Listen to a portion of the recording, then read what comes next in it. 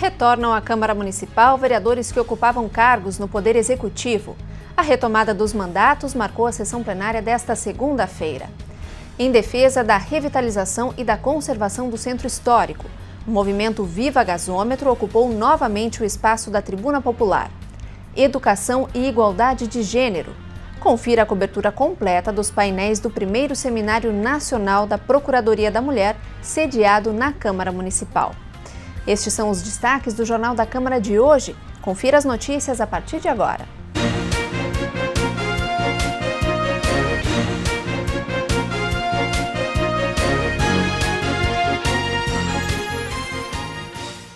Olá, está no ar o Jornal da Câmara. A edição de hoje começa com o retorno de vereadores titulares ao Legislativo.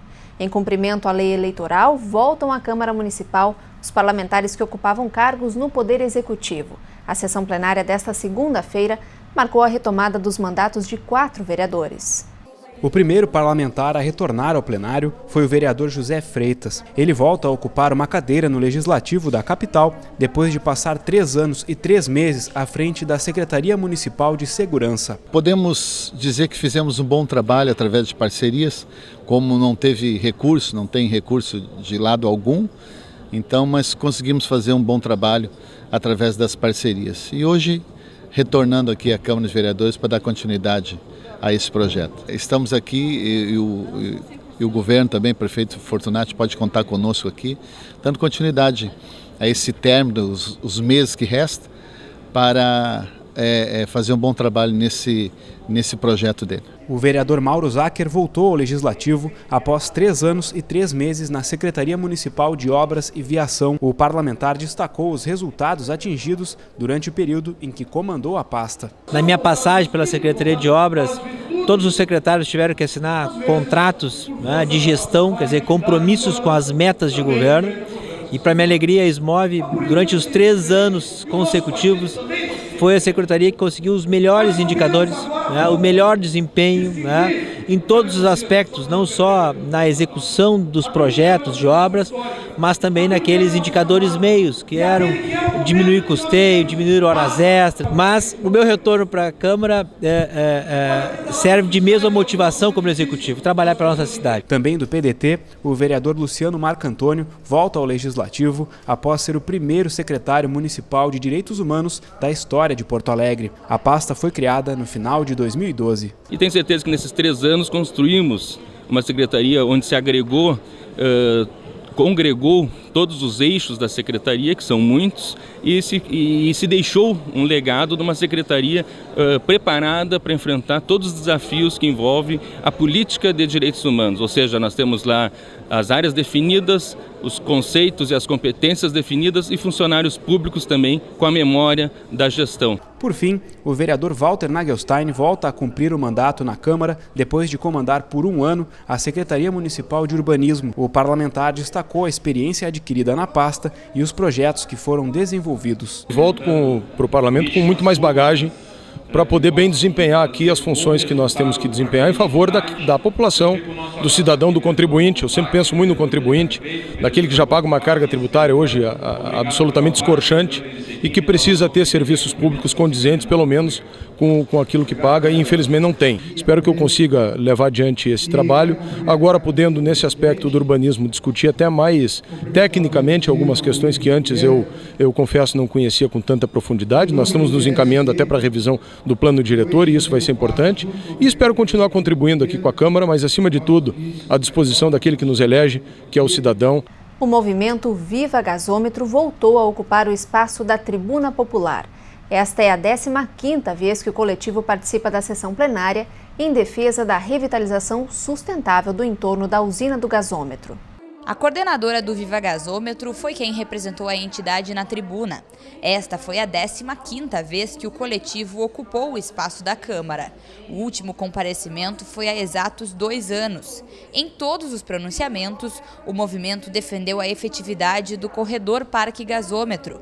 Previsto pelo plano diretor desde 2010, a construção do parque ainda não saiu do papel.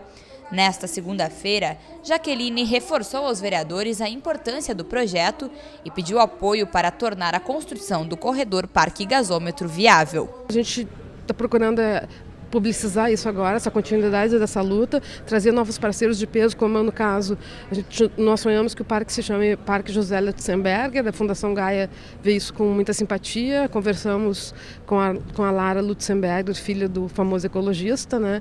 Então, temos mais esse parceiro de peso agora, somados os IFA e IFAM, que desejam instalar o Museu de Antropologia do Rio Grande do Sul na área que está visitando para o nosso parque.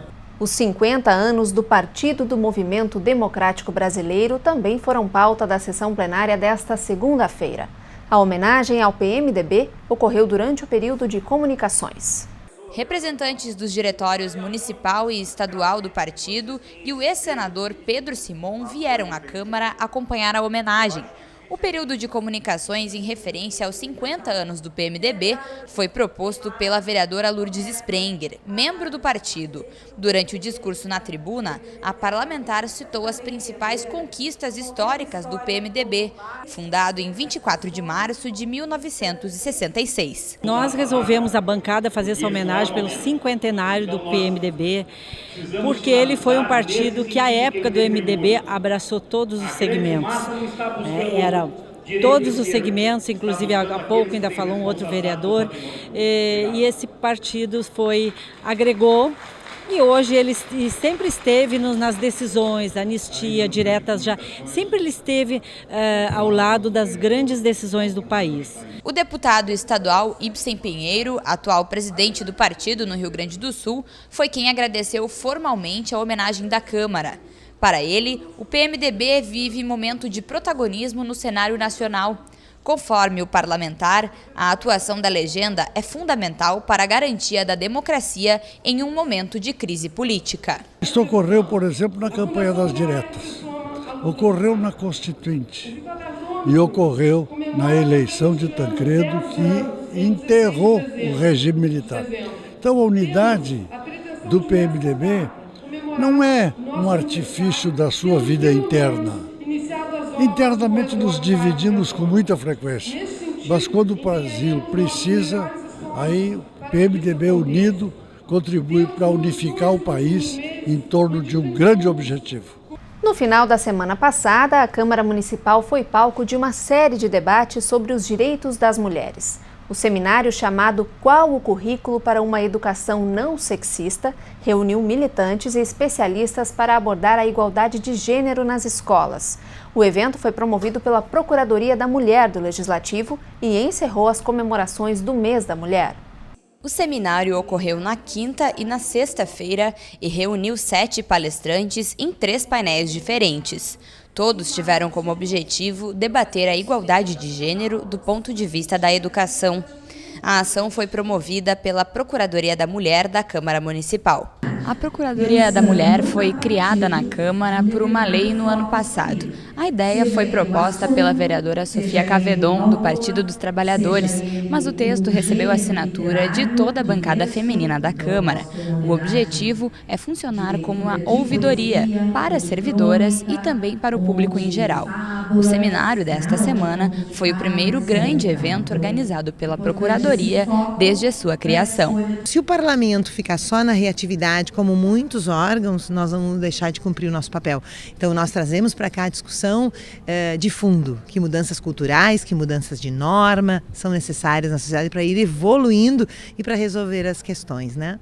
Um parlamento ativo, um parlamento vivo, e esse é o papel da Procuradoria da Mulher. Não? Nós construímos um espaço para a mulher aqui que vá muito além de um espaço para figurar um novo título. Na sexta-feira, o primeiro painel abordou o tema Quais escolhas curriculares promovem a educação não sexista?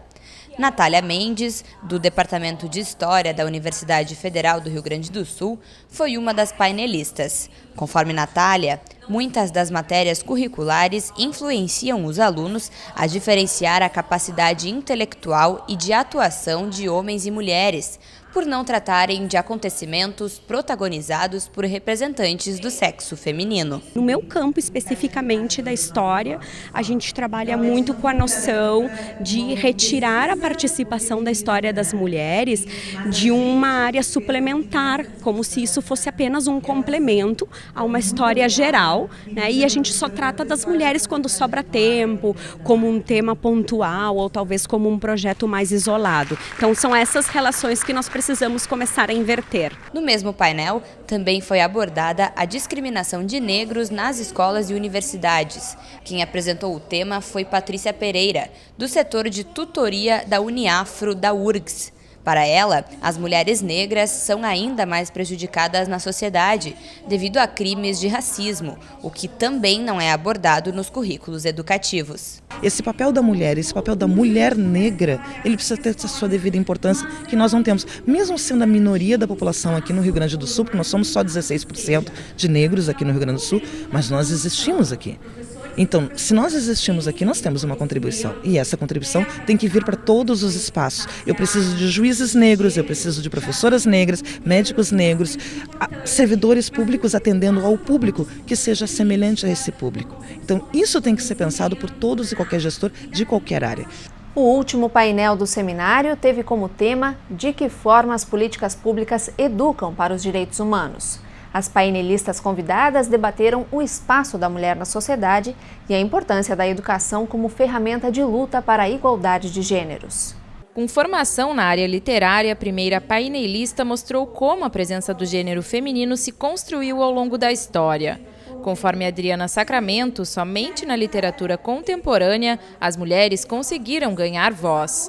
Adriana ainda falou sobre a necessidade de um currículo plural para as escolas e fez críticas à padronização na literatura infanto-juvenil. O que se pode ter ainda é a presença mais vigorosa, assim, das várias nuances do feminino, né? Porque a gente tem, assim, por exemplo, a literatura feminina negra ainda é uma parcela ainda muito menor do que é, por exemplo, a presença da mulher na literatura de uma maneira geral.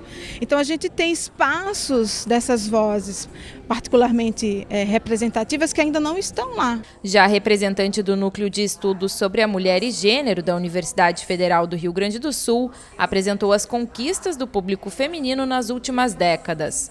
Mesmo reconhecendo avanços, Jussara Prá ressaltou que tarefas domésticas ainda são consideradas femininas e nem sempre são compartilhadas por homens.